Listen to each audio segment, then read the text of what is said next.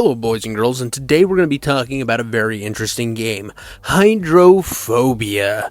Now, I know what you're thinking, this game's old, nobody cares about it, and you're probably right, but Xbox gave me this game with Xbox Gold when they were still doing that. I don't even know when, it was a while ago, but it looked mildly interesting to me. It kind of gave me vibes of a really wet, watered down, and that pun intended, you goddamn losers, but a really watered down version of Tomb Raider in the future with a girl with weird dreadlocks hair. And I was like, yeah, cool. I mean, if I'm going to be playing a adventure type game, it's not, I haven't played like Uncharted, because I have played a little bit of Uncharted, but I haven't like played through the Uncharted games because I'm a Tomb Raider guy. And as much as the Uncharted games are fun, staring at a chick's ass in third person is a lot better than staring at a dude. So when this game, I saw this game in my library, I'm like, I'll give it a chance. And there's one thing this game excels at more than anything else, and that's the water physics. But well, I think I have some clips of that later. We'll talk about that later. The one thing that you really need to know is this game is full of this stupid puzzle. And that's why I have not finished the game.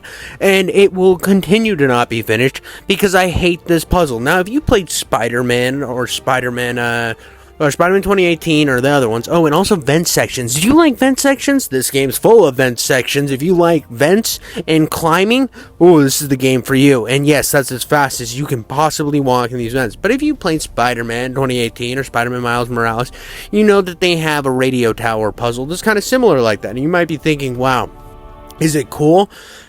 Is it just as functional as that? No, it's awful, it's annoying, and you're always on a time limit, and it's stupid. But this game does redeem itself in parts because of its water physics. I mean, this water engine is insanely beautiful. I mean, a lot of games in today's world cannot do water physics this good. And that's really a triumph of this game. And it originally released on the Xbox Arcade back on the 360 era, and then was re-released on PlayStation 3 and Windows. And I guess it's a completely different game according to the wiki and the other wiki, because there's like a fan wiki on it too. I didn't realize this game had that like deep of a fan base, but I guess every game has a wiki on it, so who the hell knows. But for the most part, this game is Tomb Raider with more water. That's all it is. It's Tomb Raider with an insanely good water engine, but with way worse shooting. And I'll really dive into the problems with shooting, but I want to kind of just talk about why I haven't finished this game first. And it really comes down to I can't find myself really connecting with Kate or her struggles. Like, when I got here, this is like early game, I was like, okay, she seems mildly interesting, it's got some gimmicks, the water's really cool, I might give it a chance. But by the like 14th time I did that puzzle, I was done. By the 18th time where I'm looking at walls for how to open doors, I was done. Because, as you can see, I can't get through the door. Later, I will be given a machine that lets me look at walls. And there's no puzzle on that. You just look at the wall, look at the door. And I'm like, okay, cool. And then later, they throw in weird puzzles that suck. And it's the same puzzle over and over and over again. And I get that not every game can be intuitive and have tons of different puzzle styles. But I do expect my adventure climbing game with, like, that has puzzles and... because most of them have a huge variety of different puzzles, has a huge variety of different challenges. But this game, it's the exact same thing over and over again. It's climb up gray and red pipes, jump into doorway, and fight the camera the entire time you jump in doorway, because the camera fights you at every angle, which is like one of the most important things to have bottled down when it comes to an adventure climbing shooting game. It's just something that should work great. And when you have an adventure game, you should also be able to build in a bunch of different puzzles to make the experience fun, to break up the monotony. But instead, you do this same puzzle over and over and over again. And sometimes, just to really make it difficult, they make you do it underwater while you can't breathe. So when you do finish the puzzle, you die. And then after that, you go down a hallway to get into a vent and walk incredibly slow. And this is one of my biggest problems with like modern games are these sections where you have to slowly walk through air ducts and all this stuff. But let's get on to the shooting now. Now, you can see in the story you are getting invaded by terrorists, and they all have automatic weapons and like shotguns and all this cool stuff, which you would think in a game that's an action-adventure third-person shooter, you would get to utilize these weapons, but you don't. What you get is essentially the plasma pistol from Halo. That is almost exactly how it is. It has about the same damage where it feels like you do absolutely nothing. It functions basically the same way where you charge it up, and when you charge it up, then you get a decent shot. But most of the time, it really doesn't kill anybody. And later through the game, you do get different variations of this, but just look at the damage input. This guy's blinking red to show that he's still alive. Let's see me shoot him endlessly on the regular non-charge moment. And a lot of the gameplay early on here is moment-to-moment action, so you're trying to charge it up, and then when you do get actual bullets, because you go from getting gel bullets, which makes no sense, to actual bullets, and to 4, 5. Now I'm back to a charge shot. 5 shots to kill one guy. I know I missed a couple of those, but it was like 7 shots fired off right there, but that moment-to-moment action, yeah, you would think when you get actual bullets, it would do more damage than this weird charge shot that takes forever. But no, it doesn't.